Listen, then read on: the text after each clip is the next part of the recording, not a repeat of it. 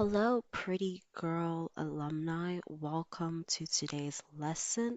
Please grab a seat as class is in session.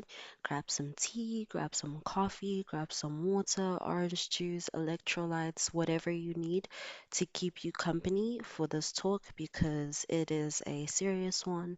I'm going to name this playlist Pretty Girl Plights because these are the more negative tones. It's the more protective videos. I make these videos to protect you and educate you on taboo social dynamics because let's actually talk about it. Let's talk about how in society mothers are often projected to be these symbols of love, hope, this wholesome picture, and people tend to invalidate or neglect or just straight up deny the existence of abusive and narcissistic mothers because they have maybe good experiences with their moms and they just can't fathom another point outside of that, another experience, which to me is it's very closed-minded and it's very ignorant,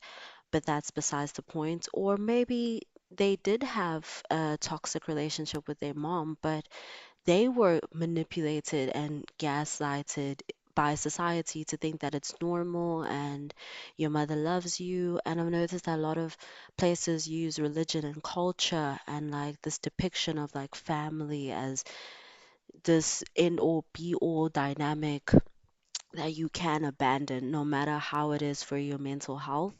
And that is not right. And I'm just here to uplift you, anyone who's going through these situations. Maybe you have a toxic relative, family member, partner that you're currently living with and you can't, escape the dynamic. This is just to uplift you, maybe protect you if you are currently in a situation or before you get into a situation like this, with anyone who isn't family. Perhaps maybe if you notice some characteristics that mimic toxic family members, then you can just remove yourself from that situation or better be able to protect yourself in that situation. And also for people who are healing, who have lived these dynamics, who maybe feel crazy, who maybe feel like, oh, I'm doing too much, oh, it's still my mom. A lot of the girls who have gone no contact, I have gone no contact with my mom, so I am speaking from personal experiences. I've gone to counseling, I've watched a lot of self-help videos. I study psychology, so I'm also well versed in psychological dynamics, abuse. I know what abuse is, what it looks like, and how you should deal with it. So I am speaking from a personal standpoint if you just feel like you need someone who can relate. So, today, we are going to be talking about jealous mothers, how they treat you, and how to protect yourself, and also how to heal from these types of experiences. And just to preface, this is about jealous mothers. The title does say mothers, and that will be the main focus, but this can also apply to aunts, sisters, cousins, any female relative that is close to you, grandmothers, even that is in your life or a predominant figure in your life and exhibits these kinds of traits, okay? So it's usually more than one. Like I've noticed that if the mother is toxic, then at best the other relatives will be neutral, they will be indifferent to the toxicity, as in they won't get involved, they won't call it out, they'll just let the behavior happen. But at worst, all of the relatives are like this and they all treat each other or the people who they demean or they perceive as lower than them like this, which is the hardest one of all because there are multiple attacks coming from multiple directions, right? So, how to tell if you are dealing with a jealous mother? Well, number one, first and foremost, she puts you down. She puts you down. It doesn't even need to be harsh, as in, um, she's shouting at you, or she is telling you you're useless, name calling. It doesn't need to be anything obvious. It could be little things like being passive aggressive when good things happen to you, like when you tell her about good news, or something good that happened to you, and she's very passive aggressive. I'll give you one example of this type of behavior is that when I got into a good relationship and the guy was treating me well, and mind you, my mom had been there for a couple relationships, and the last one I was in didn't go so well, and I've been stood up on dates that she would drive me to. So she's seen my troubles with men and, in the dating scene. And I remember I was dating this guy for about 3 months at that point, and it was going really, really well, which it never gets that far. So, yeah, and her comments were always, oh, well, I hope he doesn't do what the last guy did to you. Oh, I hope he treats you better than all the other guys. Just very negatively bring up my trauma and my past to try and dissuade me from the relationship, maybe put some doubts in my head. So they put you down, which ties into like the next point, which is they demean your accomplishments. And this is different from being put down. That's why I made it two separate points, because being put down doesn't necessarily mean it has to be about something good about you. It can just be at random times, like when you didn't do the dishes and your mom finds a chance to berate you and call you stupid and lazy and you're not good enough. Whereas with the accomplishments, it's very sinister because they wait for that moment when you're proud of yourself and when you're at your highest to bring that tower down. It's almost like imagine stacking up chairs and then standing on the chairs and keep stacking them and keep standing on them. She waits until you're at the very top, you're at the last chair to push the chairs over and bring you tumbling down. And that is so, so, so, so, so depressing because it's like it now every time you accomplish something, your brain is wired to expect like a crash from that dopamine surge or that adrenaline. And it's so sad because for me, this manifested in me not wanting to celebrate my achievements, me demeaning my own achievements once I went no contact. I didn't feel like anything I did was good enough, and that also leads to self-sabotage because you also put yourself down before you even do things. I would see a job post, and one thing on the resume would be not 100% my characteristic, and I'll just be like, no, they don't want me, I'm not good enough for this job. So imagine how many like opportunities you lose out on because of this type of treatment and this type of behavior that you've now subconsciously adapted for yourself. Number three is they always try their best to embarrass you. And for me, this was the worst because my mother would embarrass me in public, in front of people. Like, it wasn't just enough for her to embarrass me on my own. She would purposely do it in front of family members during like big functions, and aunts did this as well in front of other cousins, people, your age mates, your friends, and it's so heartbreaking because you are now being like embarrassed and humiliated in front of other people outside of your family dynamic, and you have to explain that, you have to excuse that, which is the worst for me. And a lot of my friends were very concerned with the treatment my mother dished out because I would tell them a lot of things that would happen to me, and yeah, they were very concerned. So I was lucky I didn't have people outside of my family like making the matters worse, maybe judging me, maybe making fun of me. So I was lucky that I had a very solid support system.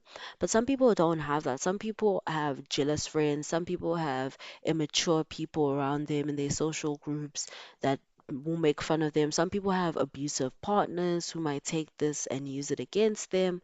So it's not ideal. The other point is they treat you very differently from the way they treat others. And the most disgusting one to me, personally speaking, is when they treat their boyfriends, husbands, significant others, partners, extremely different to how they treat you specifically as the pretty girl or you as the child. And a lot of pick me moms will often treat their boyfriends way better than they treat their children. They'll give their significant others money, they'll let them use their cars, they'll spend most of their time with them, they'll give them authority over the house, and they will treat you differently because you are the child and because you are not giving them any sort of male validation. That is so nasty to even like spit out. Like, I can't imagine giving birth to a child and then not loving them because they're not your boyfriend or they're not your husband or they're not someone who is a sex buddy. Because I've seen mothers who don't even have a committed relationship, but that dusty man who needs to sleep in the house or sleep on the couch or use her car will be getting preferential treatment just because he's sleeping with her. This man will treat her horribly. He will be calling her ugly. He will be cheating on her. He will be doing all sorts of things. But will she ever not treat him nicely? I don't think so. And will she ever treat you fairly? That is also a hard no. She also treats you differently from other children and other people around her. So you'll notice that when you go to social events, the other children, she might treat them really well. I've had people come up to me and be like, "Oh my God, your mom is the sweetest. Your mom did this and this for me. Your mom gave me $350 dollars to do my hair and nails and get myself a new dress." And you'll just be sitting there like, "Oh, okay." So it's just me who gets shouted at when they need money for school or when the school's organizing a field trip and they need to pay money for the field trip.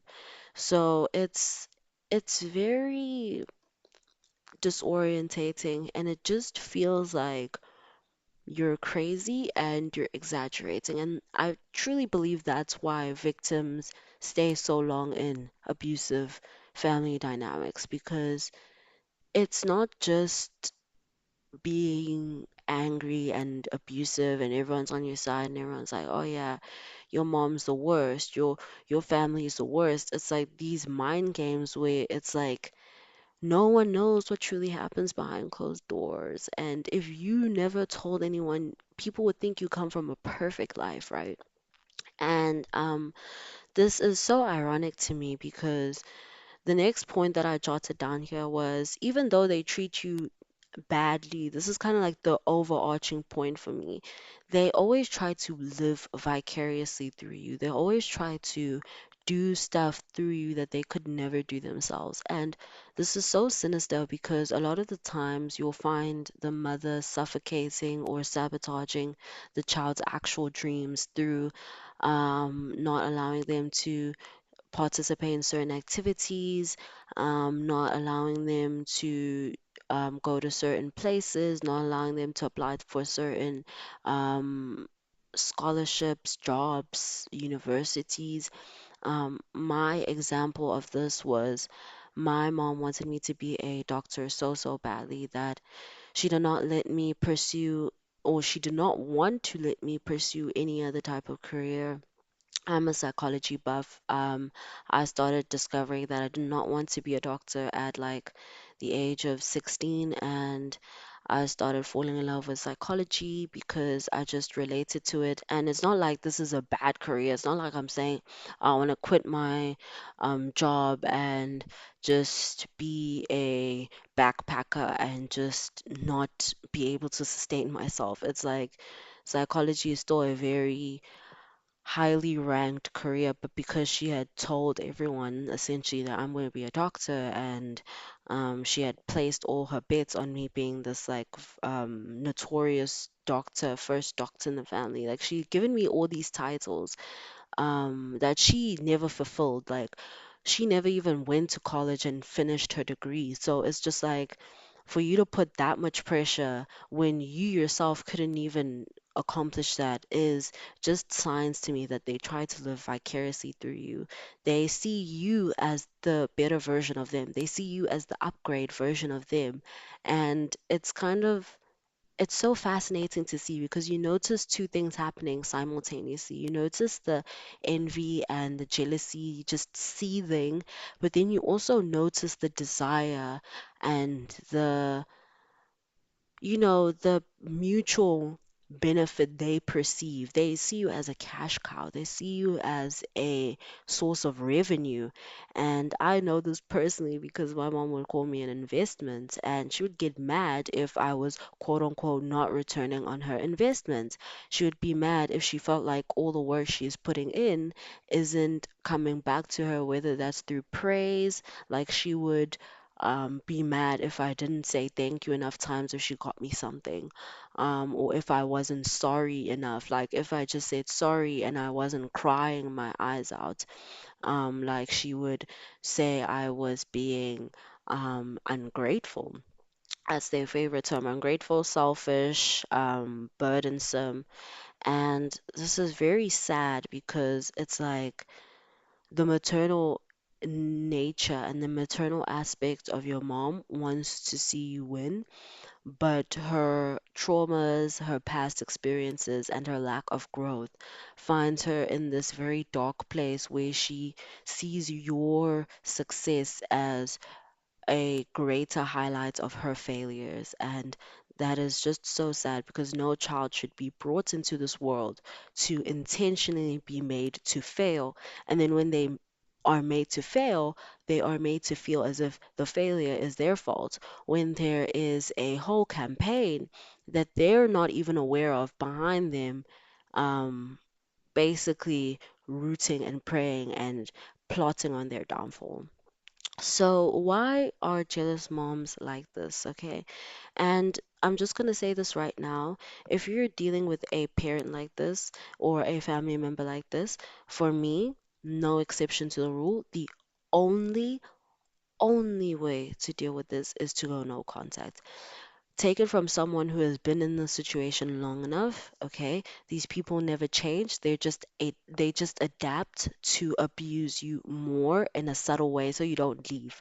So you can leave and come back. You can get your own place and you can try to, talk it out with them. You can try to make them see it from your perspective, but 99% of the time, these people do not care because it's not them. They're very selfish, and that's why they love calling you selfish and self-centered because they notice how disgustingly selfish they are, and they don't like that attribute about themselves, so they'd rather project it to other people.